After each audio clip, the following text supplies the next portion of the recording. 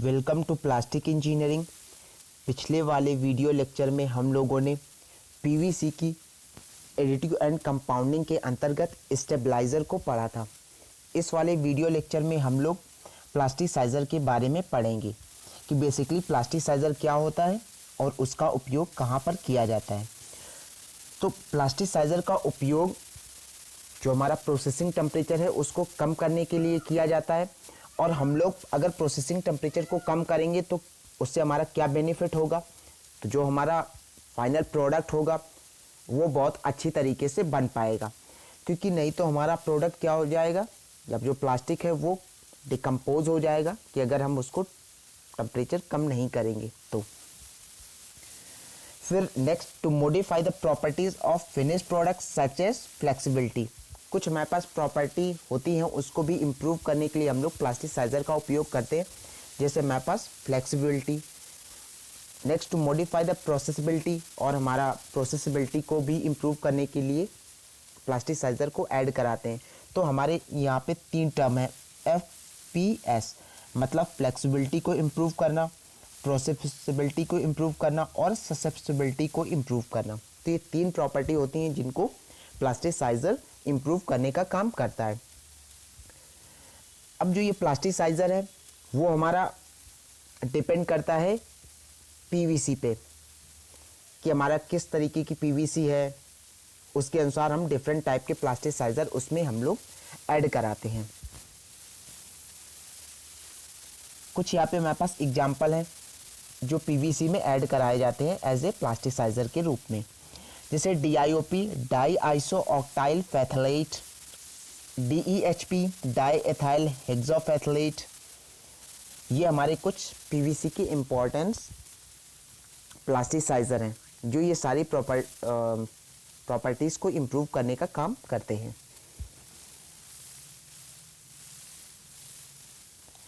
अब अगला हम लोगों का एक्सटेंडर। एक्सटेंडर क्या होते हैं, तो एक्सटेंडर वो होते हैं जो प्रॉपर्टी को क्या करते हैं, किसी भी मैकेनिकल प्रॉपर्टी हैं उनको क्या करने, इम्प्रूव करने का काम करते हैं अगर हम लोग प्लास्टिसाइज़र हमारे पास सुटेबल ना हो तो।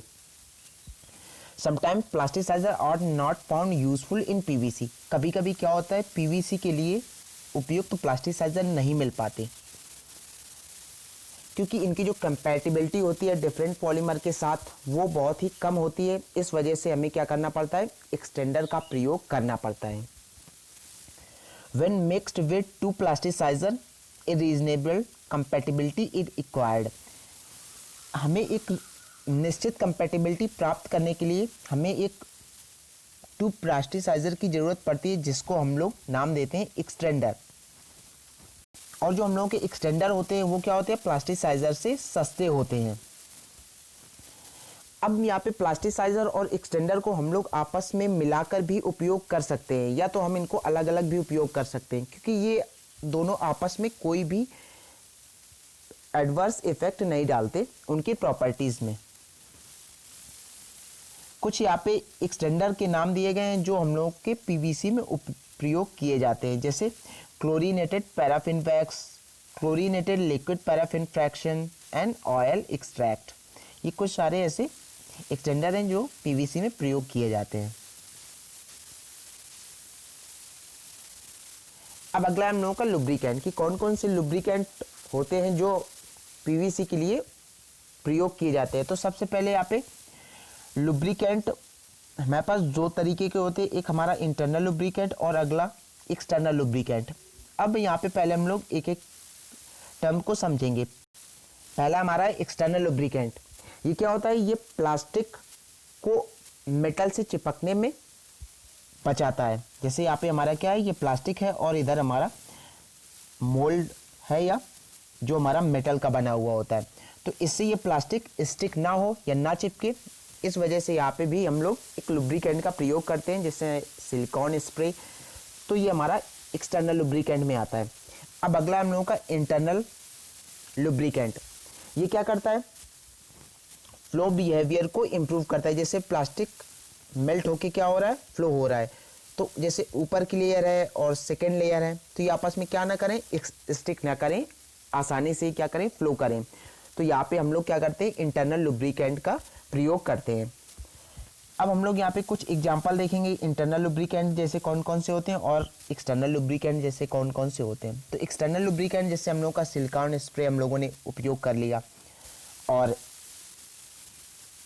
इंटरनल में हम लोग क्या करते हैं, calcium stearate, lead stearate, dibasic lead stearate, graphite और कुछ सारे केमिकल्स जो फ्लो प्रॉपर्टीज को इंक्रीज करते हैं।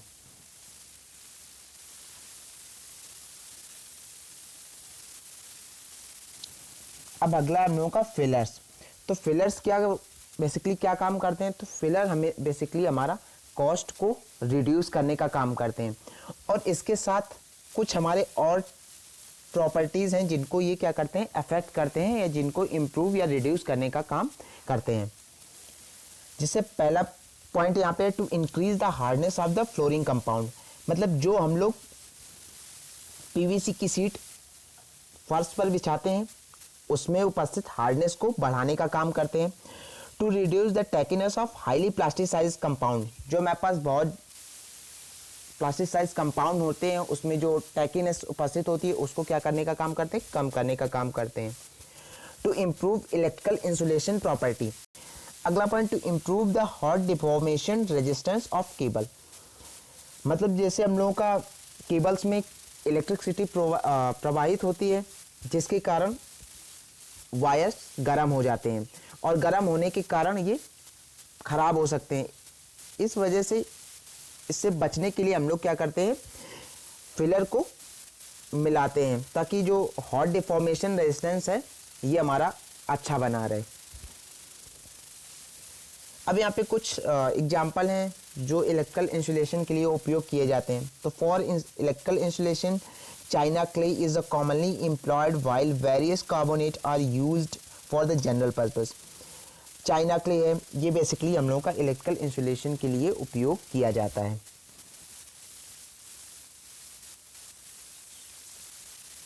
अब अगला है हम लोगों का पिगमेंट। तो पिगमेंट का मतलब जो केमिकल्स हमें कलर प्रदान करें या लाइक ए कलरेंट। तो पिगमेंट मिलाने से पहले हमें कुछ बातें ध्यान में रखनी होती हैं, जैसे कौन कौन सी, विल इट डिकम्पोजेबल, क्या ये डिकम्पोज हो जाएगा, मतलब धीरे धीरे खत्म हो जाएगा, और खत्म होगा तो फिर किस तरीके से, फेड इन टाइप में खत्म होगा या सीधे प्लेट आउट हो जाएगा।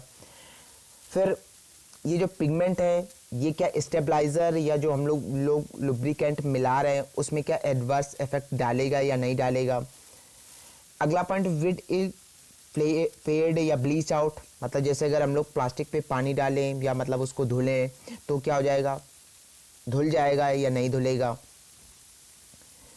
Will the pigment adversely affect on the property that is the relevant to the end users? जब हम लोग end use प्रोडक्ट हम लोग करें, जब किसी प्रोडक्ट का end use हो तो उसमें ओवरऑल जो प्रॉपर्टी हो वो अफेक्ट हो रही है या फिर नहीं हो रही है। क्योंकि जो क्या होता है, कुछ पिगमेंट के कारण like because many pigment will reduce the volume resistivity of the compound, कुछ पिगमेंट के कारण जो ओवरऑल कंपाउंड की वॉल्यूम रेजिस्टिविटी होती है वो क्या हो जाती है, कम हो जाती है। इस वजह से हम पिगमेंट को मिलाने से पहले ये सारी चीज़ें चेक कर लेंगे। अगला हम लोगों का polymeric impact modifier and processing aid. तो जो इम्पैक्ट मॉडिफायर होते हैं वो क्या काम करते हैं, किसी भी प्लास्टिक जो हमारी ब्रिटल होती है उसको फ्लेक्सिबल करने का काम करते हैं। तो जैसा कि यहाँ पे पॉइंट में लिखा हुआ है, unplasticised PVC has a high melt viscosity. जो पीवीसी हमारे पास प्लास्टिसाइज नहीं होती वो मेल्ट विस्कोसिटी क्या रखती है, हाई रखती है, और उसको बनाने के लिए हमें बहुत ज़्यादा डिफ़िकल्टीज़ का सामना करना पड़ता है, और इसके द्वारा बने हुए प्रोडक्ट बहुत ही ब्रिटल होते हैं। इस वजह से हम लोग क्या करते हैं, इसमें इम्पैक्ट मॉडिफायर मिलाते हैं।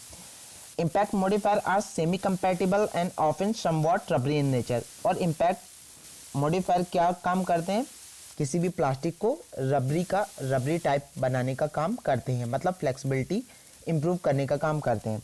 अब यहाँ पे कुछ एग्जाम्पल हैं, जैसे impact modifier and ABS graft copolymer, methacrylate, butadiene styrene, terpolymer, chlorinated polyethylene like EVA PVC graft copolymer,